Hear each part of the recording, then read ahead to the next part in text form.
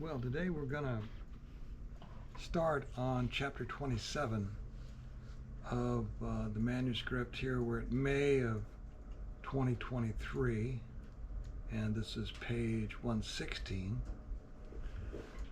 And the title of the chapter is 2023, August, and the Symposium, which is the MUFON Symposium that was at the end of that month. It's kind of a long chapter. We'll see how much we get through. And it kind of sums up a few things in a way. Let's see what happens. In May 2023, MUFON published Disclosure is a Revelation, an article that summarized the previous 9 articles in their journal.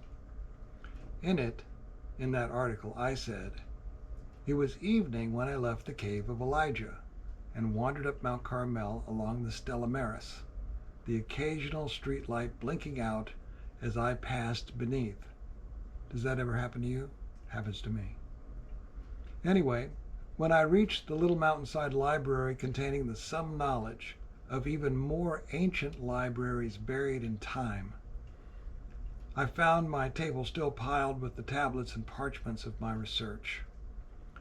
I mentioned this first paragraph here so you will know where to find the article in the MUFON Journal archives, if such a summary would be useful when looking around in there. That's that May 2023, Disclosures of Revelation. I basically, in that article, summarized all the articles I had written up to that point. In August 2023, MUFON printed "Reality is Out There, Neo." That would be the current issue when we all gathered for the MUFON International Symposium in Covington, Kentucky at the end of that month of August 2023. I summarized the article this way: "The reality of man is his thought. The cover-up is hiding the true nature of the universe from all the people who live in it. It is a big deal.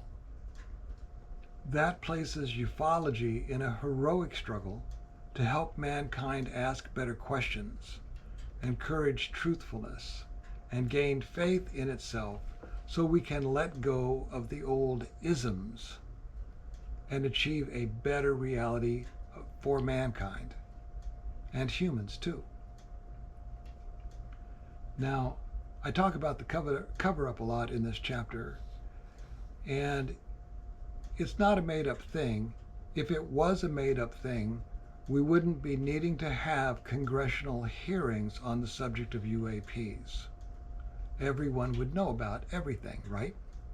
So that's the cover-up I'm referring to, the one that has now gotten to congressional hearings with Pentagon and military whistleblowers of various types.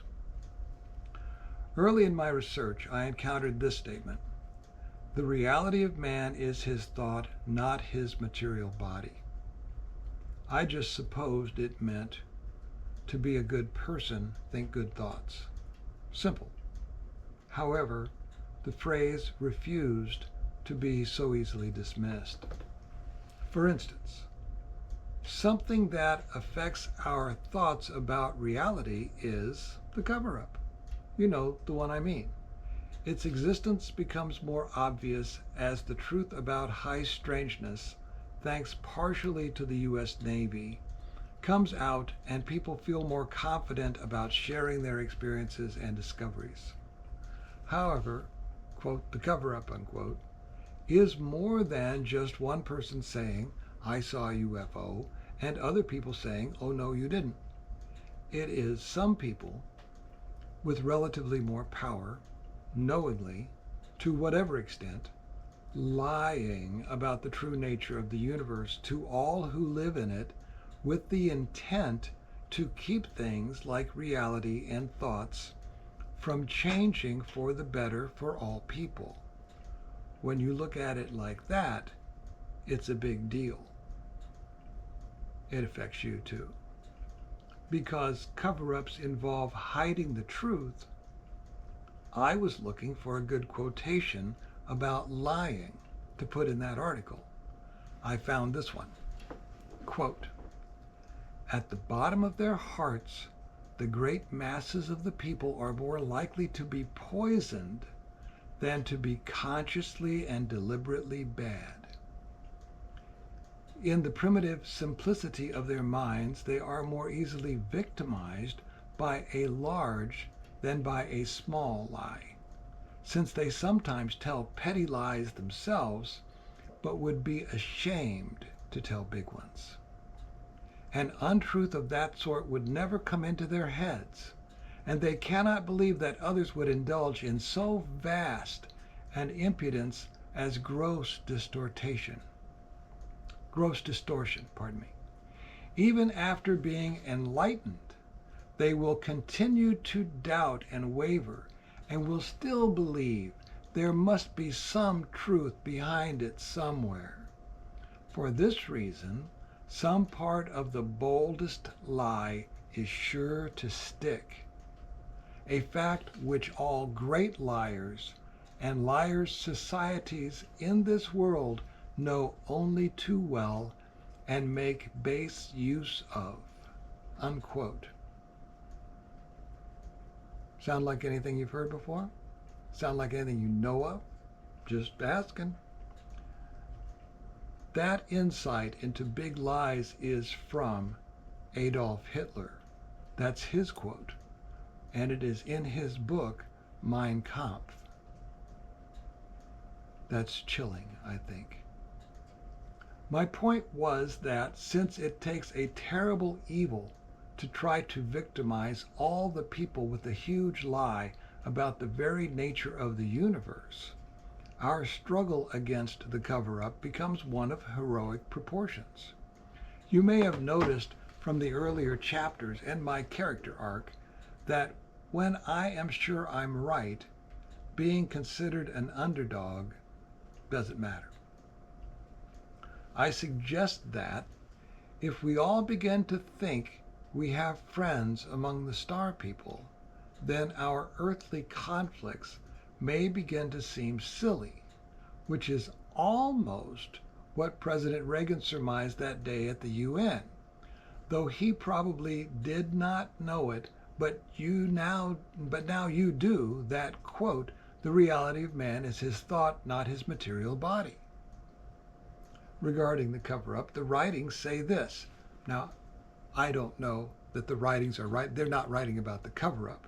But in regards to the cover-up, I have found this in the writings that I think applies to the cover-up. Quote, "Every system short of the unification of the human race has been tried, repeatedly tried, and been found wanting. The light of men is justice. Quench it not with the contrary winds of oppression and tyranny. The purpose of justice is the appearance of unity among men." Unquote. That's all from the Baha'i writings. In truthfulness, unity, and justice, we discover the opposite of lie, divide, and conquer, do we not? Then I wrote this. The struggle between good and evil, evil being live spelled backwards, is also the struggle between good and bad thoughts, reality versus someone else's agenda.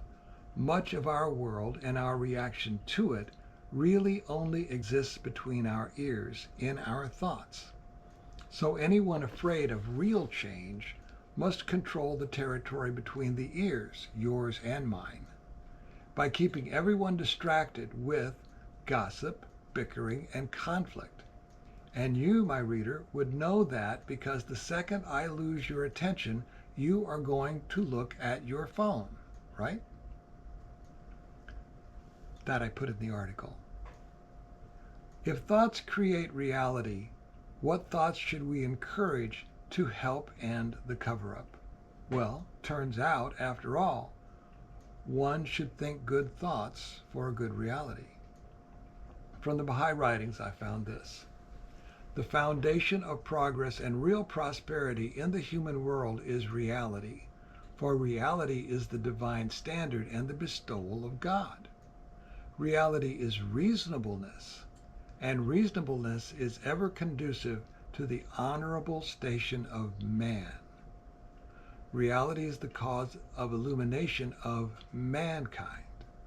Reality is love, ever working for the welfare of humanity.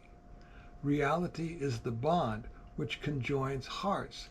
This ever uplifts man toward higher stages of progress and attainment. Reality is the unity of mankind, conferring everlasting life. Reality is perfect equality, the foundation of agreement between the nations, the first step toward international peace, unquote. These writings, the Baha'i writings, also say, quote, out of all the realities in existence, he has chosen the reality of man and has honored it with intellect and wisdom, the two most luminous lights in either world. Through the agency of this great endowment, he has in every epoch cast on the mirror of creation new and wonderful configurations. Boy, that's an interesting thought, unquote. Again, much of the article is relevant quotes from the writings, but I added, the opinions vary and mine matters least. But if we follow the thread of my research, we learn from it the following, and this is my opinion. We learn from it that mankind includes everyone that is self-aware and can reason in the abstract regardless of what their material body looks like. And that's just not Schwarzenegger and Danny DeVito. That's everything that is man. Man predates Earth, though the Homo sapiens branch may not. You can see my article, Who in the Universe is Man, for more on that. The universe is infinite and has always existed, allowing ample time for advanced civilizations beyond number. More about that can be found in my article, It's About Time. Mankind has the ability to know and love God, but thanks to free will, some do and some don't. E.T. is here to witness humanity's coming of age. And I discussed that in the MUFON article, Why Hasn't E.T. Left Already? That was in the MUFON Journal of February 2022. And that is what comes next. These fruitless strifes, these ruinous wars shall pass away, and the most great peace shall come, unquote, from the Baha'i writings. In this day and age, true peace is actually another unknown, is it not? So how do we overcome fear of the unknown? Same way we got our first kiss, danced our first dance, or played that first gig. Quote, as you have faith, so shall your powers and blessings be, unquote. The more faith we have in ourselves, mankind, humans too, and all things healthy and good, the sooner true peace may arrive. I suggest in that article that we may be like the man clinging to a rope suspended in a dark room, afraid to let go because he doesn't know the floor is only inches below his feet. I conclude that based on all of my research to this point, the reality which the ufology community as a whole is trying to deliver to the thought patterns of human civilization is simply this. Wake up, Neo. The Matrix has you. And don't feel bad, Neo. It has me too. A big part of writing this book is me trying to wake up. That's a good spot to stop for now. And I'll let it go here, and we'll see what happens. Take care. I'll see you later.